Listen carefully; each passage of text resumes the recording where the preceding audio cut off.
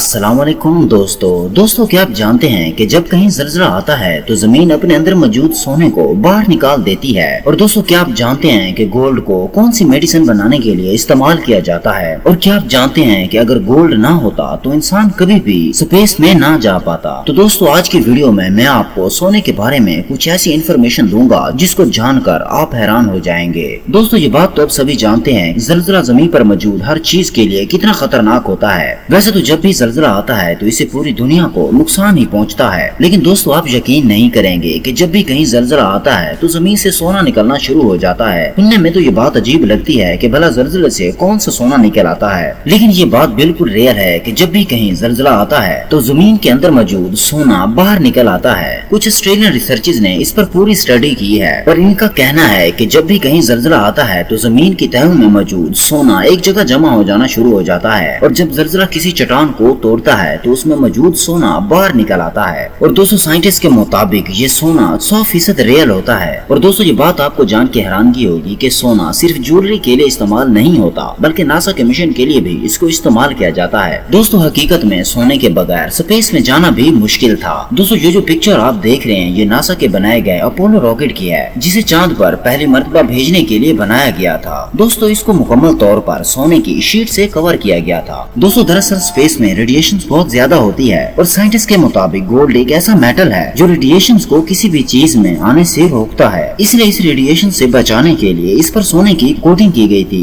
और स्पेस में जाने के लिए जो हेलमेट इस्तेमाल किया जाता है उसमें भी सोने की तह चढ़ाई जाती है जो स्पेस में मौजूद रेडिएशन को दिमाग पर असर करने से रोकती है और इंसान का ब्रेन डैमेज से बच जाता है। उसके बाद दोस्तों ये बात तो अब सभी जानते हैं कि मेडिसिन को बनाने के लिए मुख्तलिफ किस्म के केमिकल इस्तेमाल किए जाते हैं, लेकिन दोस्तों क्या आप यकीन करेंगे दुनिया में मौजूद ऐसी बहुत सी बीमारियां हैं जिनके इलाज के लिए उनकी मेडिसिन में सोना इस्तेमाल किया जाता है। मिसाल के तौर पर अगर आर्थराइटिस की बात की जाए, इसमें इंसान का इम्यून सिस्टम हेल्थ सेल पर अटैक करना शुरू कर देता है। इसके इलाज के लिए मरीज को हर हफ्ते एक इंजेक्शन लगाया जाता है जिसमें गोल्ड भी शामिल किया जाता है। सिर्फ इतना ही नहीं, गोल्ड का इस्तेमाल और भी बहुत सारी अद्वियात में किया जाता है। उसके बाद दोस्तों अगर साड़ियों की बात की जाए तो ये इंडियन औरतों का ट्रेडिशनल ड्रेस है, लेकिन दोस्तों क्या आपने कभी गोल्ड से बनी साड़ियाँ देखी हैं? दोस्तों ये बात आपको जान के हैरानगी होगी कि आज से 100 साल पहले अमीर खानदानों की लड़कियां गोल्ड की साड़ियां पहनती थी और उसमें गोल्ड की तारें मौजूद होती थी। और इन साड़ियों को बनाने के लिए सोना उनमें हाथों से लगाया जाता था। सबसे पहले सोने को तारों में तब्दील किया जाता था और फिर इन तारों को साड़ी के अंदर डिजाइन किया जाता था। दोस्तों ये बात आपको जान के हैरानगी होगी कि इंडिया का 20% सोना औरतों की साड़ियों में सर्फ हो जाता था।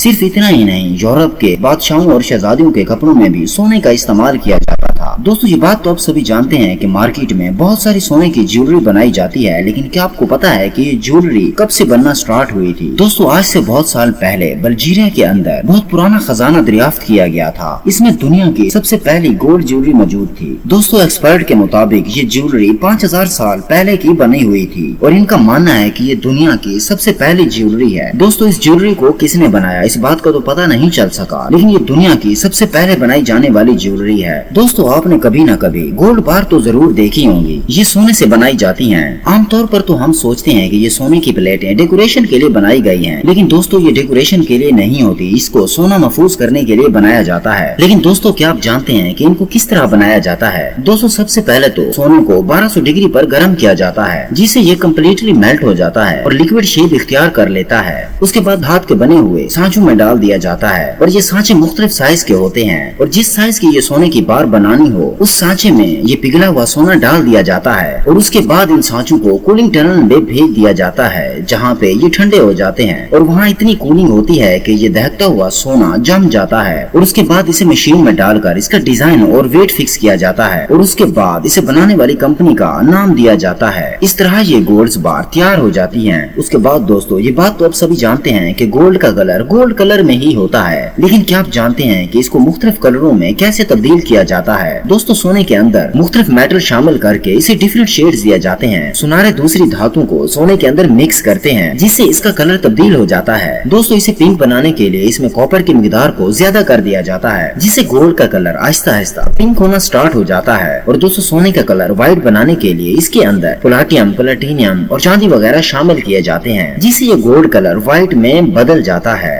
ये दिखने में बहुत खूबसूरत लगता है। बहरहाल दोस्तों आज की वीडियो इतने ही। अगर ये इन्फॉर्मेशन आपको آپ کو اچھی لگی ہو تو ویڈیو کو لائک کریں. ملتے ہیں اگلی ویڈیو کے ساتھ, تب تک کے لیے اللہ حافظ.